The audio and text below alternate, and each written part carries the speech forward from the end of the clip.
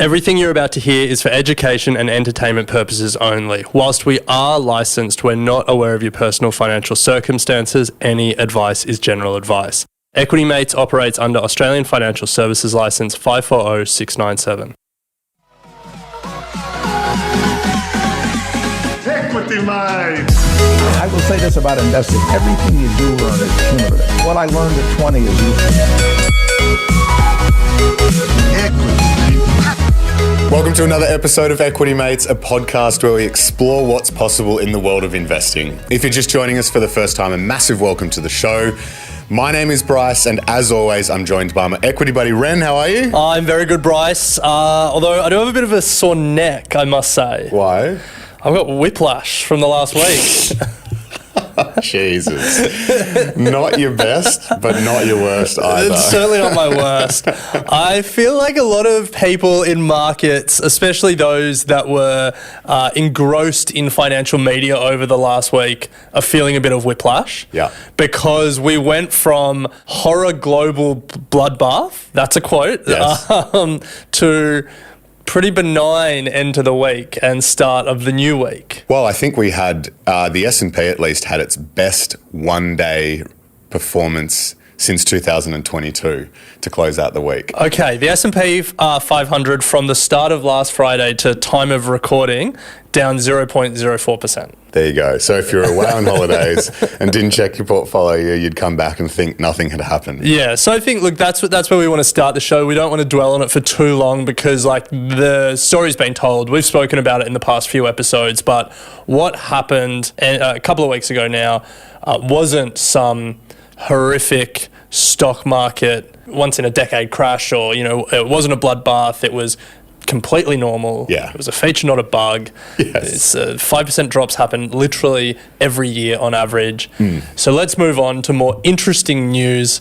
And what are we doing on today's episode? So we're going to be looking at what is going on with sports betting here in Australia, because there's been a lot of headlines around potential banning of sports betting ads. So we're going to look at that and then the implications from an investor point of view. Yes. In the theme of the quick crash and recovery, we're going to look at a watch list for the next crash and stocks, high quality stocks that we might like to scoop up should we see another 5 to 10% drop. And then we'll be closing out with Pimp, my portfolio. Yeah, big episode. Let's start with the news. News and markets. All right, Bryce. Yes. Sports betting. Yes. A activity close to your heart? No. One that may make the 2032 Brisbane Olympics though. Oh, okay, Australia would dominate it. Yes, pokies. Now, this is a topic where we get to sit on our high horse in some ways as a 7-year-old media company that has never taken $1 from sports betting, despite some big dollars dangled. Serious dollars, yes. So let's just put that out there because Good on us. we never get any credit for it. But I think let's start with the news and then apply an investing lens to what could happen. So, Australia. Yes. We're a nation of losers. We are. Per capita, we lose the most on gambling in the world. Yeah.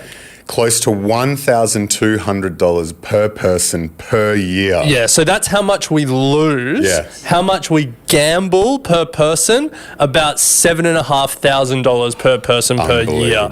All up across Australia, $198 billion. Yes, $1 billion wagered each year. Now, we all know it. We know how prevalent it is in sports broadcasts and everything. I think the stat is a child who is 12 years old has never seen a professional sports game without gambling ads.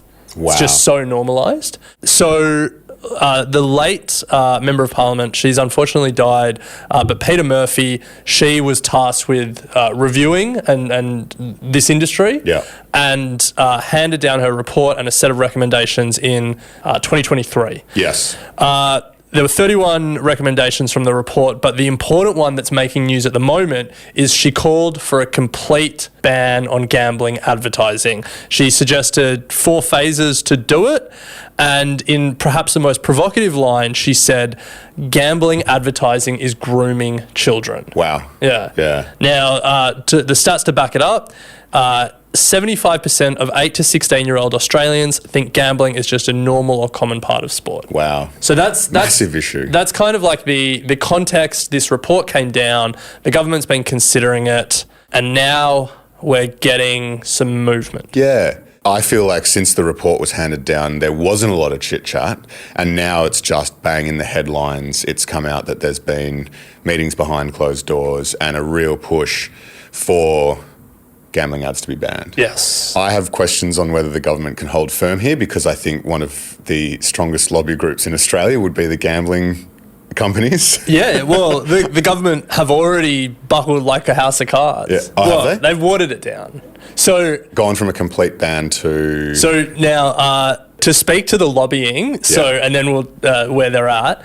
You're right. They have a massive lobby group. It's called like the Responsible Wagering Alliance or something like that, like an Orwellian use of terminology there. Apparently, Michelle Rowland, the communications minister, key decision maker in this context. And for context, the gambling industry is always putting money into politics, both sides of politics. In 2022, Sportsbet donated $313,000 to political parties spread across both parties. So not as much as I thought, to be honest. Yeah, honestly, if you look at all the big political donors, it's never as much as you think. Yeah, right. Because we contextualize it in America where it's like 300 in 48 hours. Yeah. 300 million. But so this has all come out recently. So the gambling lobbyists met Michelle Rowland 66 times in the past 6 months. Wow. That's a lot. There was a Sportsbet donation to Minister Rowland's campaign, which wasn't reported, but it was under the reportable threshold. So she didn't do anything wrong there, but it's not a good look. But speaking of not a good look, how about this? The AFR reported late last year that the gambling industry lobby, Responsible Wagering Australia, took Minister Rowland's out for a lavish lunch for her birthday. How's that allowed? It's like, come on. Now, I had a look at the restaurant. They took her to Society Restaurant in Melbourne. Okay. $12.50 for bread and butter. Yeah. $18.50 for a side of potatoes. Nice. Anyway, that's got nothing to do with the story. Let's get back on track. So, I guess the question is what happens next here, because they've come out and said, we're going to ban all ads. They're getting lobbied hard. No, they came out and recommended. Recommended. There's been a lot of chit-chat behind closed doors. It's hit the news because it's felt like it's gaining steam and momentum. You've had John Howard come out overnight. Calling for a complete ban. Calling for a complete ban. Opposition leader. Peter Dutton has called for a complete ban. So there's like bipartisan support. Yeah. However, it feels like it's crumbling pretty quickly. Yeah, so it seems like where they're going to land, and this was a policy first floated by the Sydney Morning Herald, who happened to be owned by Nine, who happened to be one of the biggest beneficiaries of gambling ads. Yeah. They suggested a watered-down version where it would be bans at certain times and then really a cap, like around sporting events, but then a cap of like 2 gambling ads per hour. Per hour. Yeah. Which doesn't really seem to break the connection between. No. It just makes those ad slots a lot more valuable. Yes, yeah. Well, that's probably a good point to sort of bring in the investing lens here, because the industry spends $280 million a year on advertising. Yes, just in Australia, 280 mil. Just in Australia, yes. And so when we think about, this is really going, if they ban ads, it's really going to hurt the sports betting companies. But really who it's going to hurt the most is the beneficiaries of this $280 million. Yeah. So I think if you were an owner of Flutter, which owns Sportsbet and Paddy Power and a whole bunch of gambling apps, you probably wouldn't change your thesis if gambling ads were banned in Australia. There will probably be less wagered, but structurally your thesis wouldn't change. The biggest losers are going to be the broadcasters, who are already in a world of hurt. Broadcasters and also AFL, NRL, all of these, they'll be pseudo-implicated from that as well, because the broadcasting rights that they sell through, definitely, sell through to Channel 7, Channel 9, and will that have an impact? Yeah, definitely. Yeah. The total value of the game is driven mainly by broadcast rights. Yeah. And I would argue the biggest spender in advertising, which drives the value of broadcast rights, is the gambling industry at the moment. Yeah. 9, 7 West, the radio guys, like ARN and Southern Cross Austereo, they're the ones that you'd be looking at and thinking, what impact is this going to have? Because in theory, it's substitutable. Sportsbet can't advertise, Macca's advertise. But realistically, like, there's only a certain amount of advertisers with a certain amount of budget, and that it's like supply and demand. Yeah. So then the question becomes, what are they going to do about it? Because you're then going to have two lobby groups hitting the government from both sides. You're going to have the gambling lobby group saying, don't ban it. And then you're going to have the lobby groups from media saying, if you ban it, you're going to need to support us. Yeah, well, there's also a third lobby group, which is the sporting codes themselves. So Gillan McLaughlin, the former CEO of the AFL, who's now the CEO of Tabcorp. Tabcorp. Yeah, I know. So Gil, during the inquiry, Peter Murphy's inquiry, I was listening to a clip of him saying the gambling industry money that goes to like jersey sponsorships and, like sponsoring on the grounds, the Cronulla Sharks Stadium is PointsBet Stadium, and then also all the money that comes from broadcasting, all that gambling industry money goes to grassroots footy. That's his argument, which is exactly the same argument that the clubs and pubs industry runs around pokies. Yeah. And it is just like, come on, guys. So anyway, there's three sets of lobbyists lobbying for the status quo. And then there's the public, though. A poll suggests that 70% of Australians support a ban on gambling ads. Yeah. So, yeah. God. And I don't think it's controversial. It's not nanny state to say ban the ads. No. Like, I have no problem with people having a punt, but I feel like gambling it to kids. Yeah. Like, if you're a problem gambler, like if you have a problem with gambling, you cannot escape it. Yeah.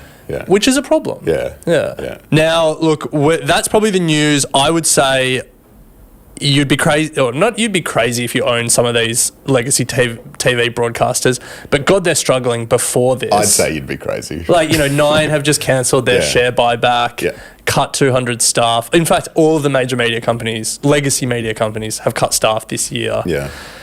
Viewers are declining. This is just going to be another struggle that they face. Obviously, the money they were getting from Meta because of that sweetheart deal with the government, that's going. It's not fun to be in legacy media at the moment. It's not, no. Small media startups is the place to be. But look, to keep up with this developing story plus other major news headlines, sign up to our daily newsletter where we keep you informed as well as bring you answers to your common questions from experts. We'll put a link in the show notes so you can sign up to that if you're not already.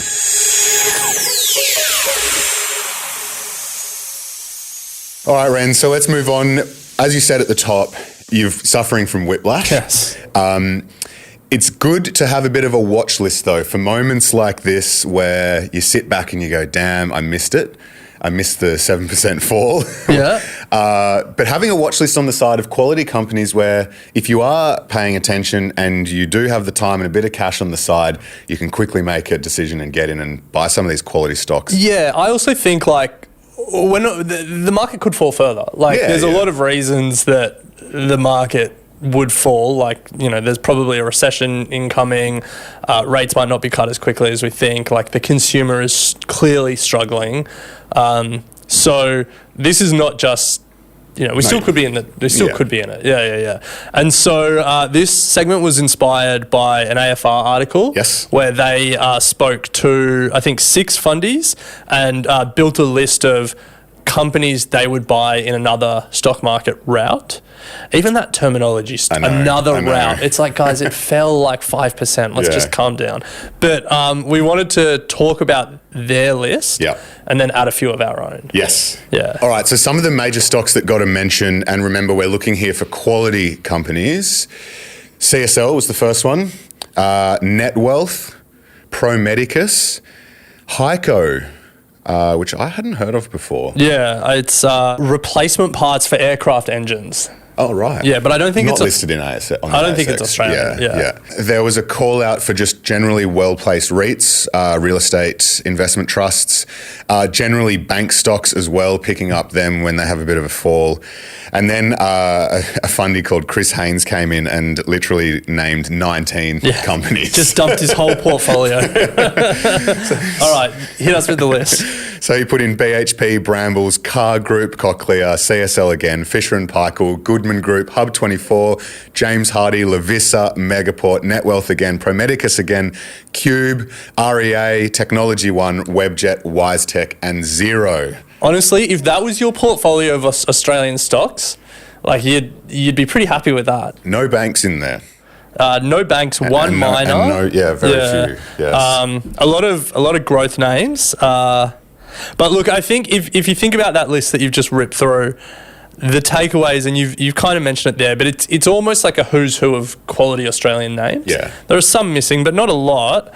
And I think that's kind of the point of this list and the exercise that we're doing here, which is there's a universe of quality companies that are sort of always selling at a premium. And the biggest opportunity when the market falls is to pick up or add to those, or like add to your holdings of those quality names at a decent price. Like obviously the opportunity is just to get into the market, but like in theory, getting those super high quality companies at a good price should give you above average returns. Yeah. And so that's the list that you want to build, and sort of that's the some of the names that we've gone through here. But the question, Bryce, is what are the names that we want to add to that list? So do you want to kick it off? The only one that came to mind that I've got a couple of others, but we'll wait till the end. But the first one that came to mind was Macquarie for me, a company I love in my portfolio. It dropped about 7%. It's not expensive relative to market. It's PE of 22, so pretty in line with broad ASX as well. And it's just actually come off an all-time high. It's actually up 10% year to date, so it's outperforming the ASX at the moment. So yeah, one that wasn't in there and that definitely is on my list. Similar to CSL, anytime Macquarie goes below 200, they say it's a good opportunity to get in. So I think it's at 204 at the moment. Okay. So yeah, Macquarie one for me. Nice. What about you? So one that has certainly captured attention recently, and it has actually fallen recently, but Audinate is an interesting one that I think is worth keeping an eye on.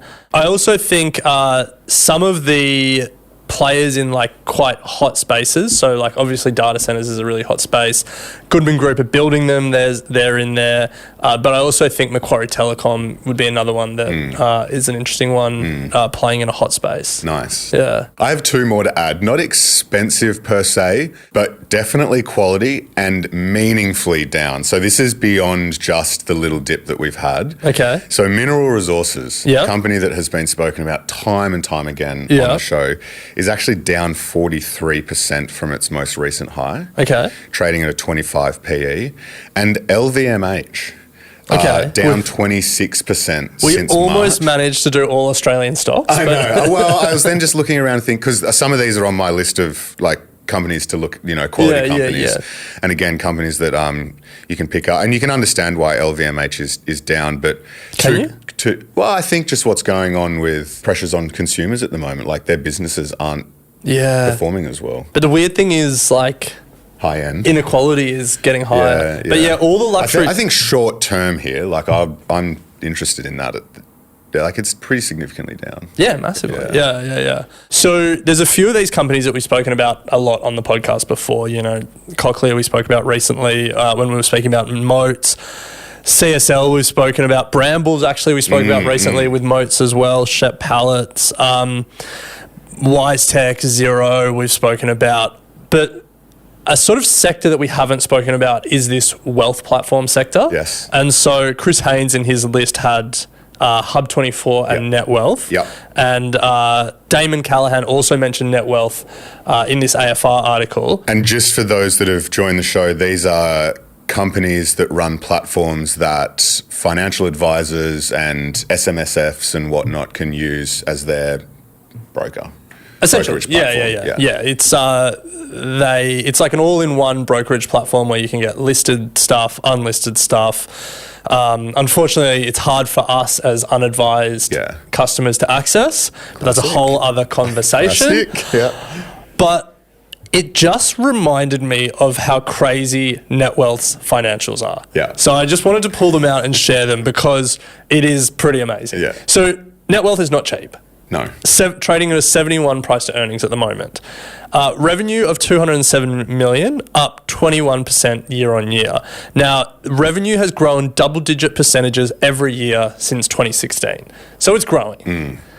Gross margin of 64% and a profit of 67 million, which gives it a net profit margin of 31%. Now, those percentages might not mean much in isolation, so let me put them in context for you. Okay.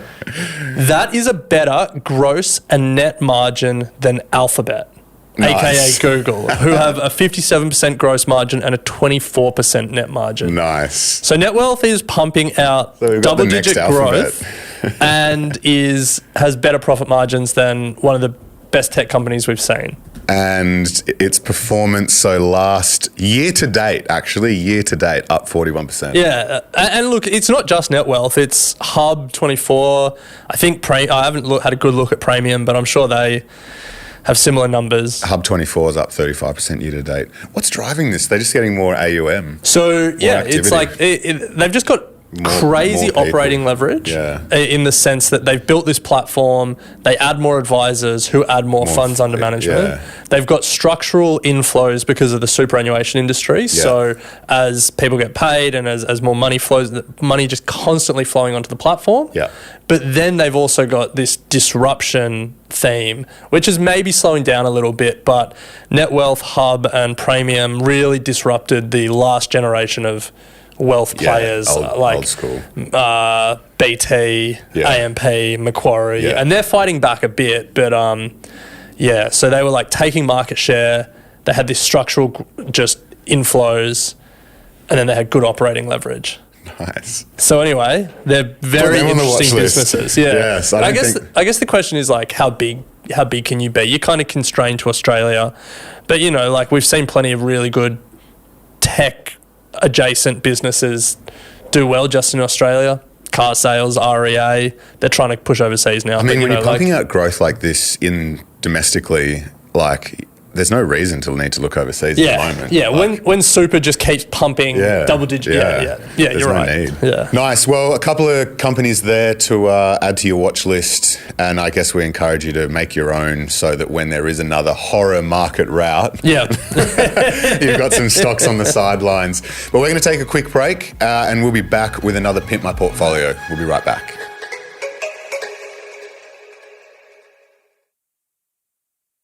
All right, well, it is time for... Pimp My Portfolio.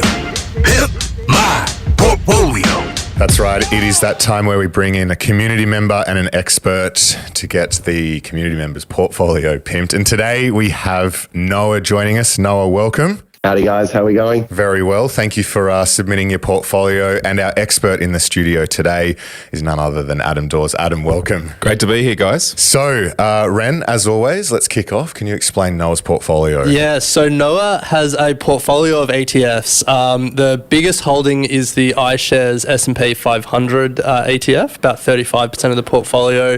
The Vanguard Aussie Shares, next biggest, about 16%. And then Vanguard Diversified High Growth at about 13% of the portfolio.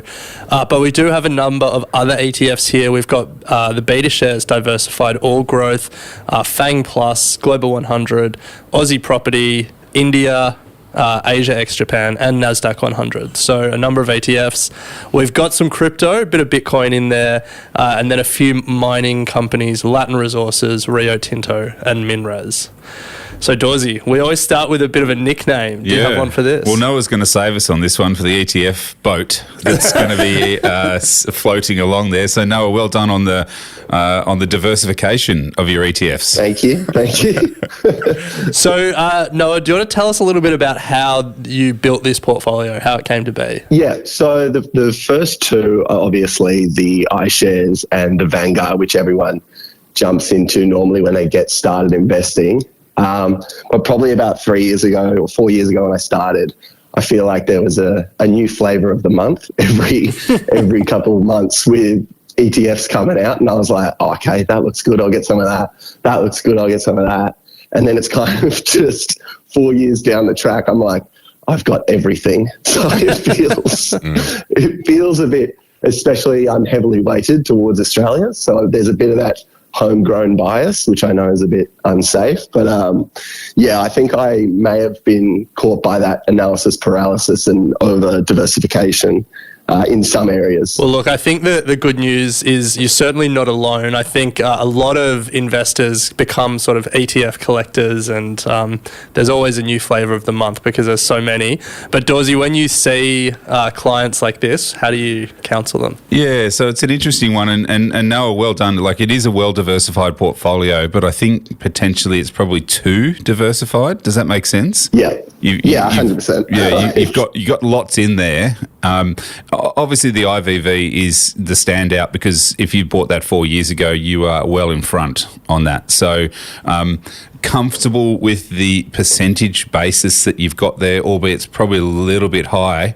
Potentially, you might want to sort of bring those percentage weightings down a little bit and then diversify that money into something else. So that would be sort of not really concentration risk, because I think you're pretty safe in the S&P 500. Let's be honest, it's been fantastic. It's coming a little bit unstuck now with what's going on in the US and things like that, but the growth is still going to be there. So you're okay with that. Some of the other ETFs are sort of more index-based, the FANGs and the FTSE, and then you've got the Global X FANG, and then you got the Beta Shares NASDAQ 100. You need to lift up the hood and have a look inside there, but I suspect they're pretty much going to be the same kinds of businesses in there as well. So you could look to sort of consolidate some of those ones that are like for like, as such. So in other words, the Vanguard diversified high growth and then the Beta Shares diversified all growth. You'd look into that as well and potentially look at, say, okay, which one is the better one? Which one has a lower MER, and then move to sort of consolidate some of that, which would then free up some capital to then look at some of these other, whether it's a thematic ETF or some of the other stocks that we have. So like a lot of portfolios here in Australia aren't diversified, which is what Tick, you've done that, but also a lot of other portfolios don't have a lot of international exposure. So I think you're doing really well on what's going on there. I just think it needs to be consolidated a little bit and then sort of get those weightings a little bit better. Generally, we like to have a 5% weighting in any one stock in a portfolio and no more than 10 to 20% in one stock or one ETF. Okay, so if that helps a little bit to sort of look at sort of the highest the portfolio position to the lowest, that's where you could probably do some topping up and moving around. What is the reason for no more than 10 to 20%, just for those who might have, in this situation, 35? Yeah, so portfolio risk. So if you've got 50% of your portfolio in one stock, now let's go back to the Australian market, if it was NVIDIA, fantastic, happy days. If it was Commonwealth Bank, happy days, you would have been doing very well. But what happens when that stock, NVIDIA, falls by 20, 40, 50, 60, all of a sudden your portfolio is very much concentrated into one stock, 20% plus. That will then doesn't allow for that diversification. If one falls over, that's okay because I've got another 10 that are doing all right. That's one stock that will really pull down the performance of the portfolio. So it's just concentration risk, pretty much. So Noah, how does that general advice sound? And I guess, do you have any questions for Dawesy while you've got him? Yeah, I was about to say, so Adam, you would hate the VDHG and like all the DHHS of the world.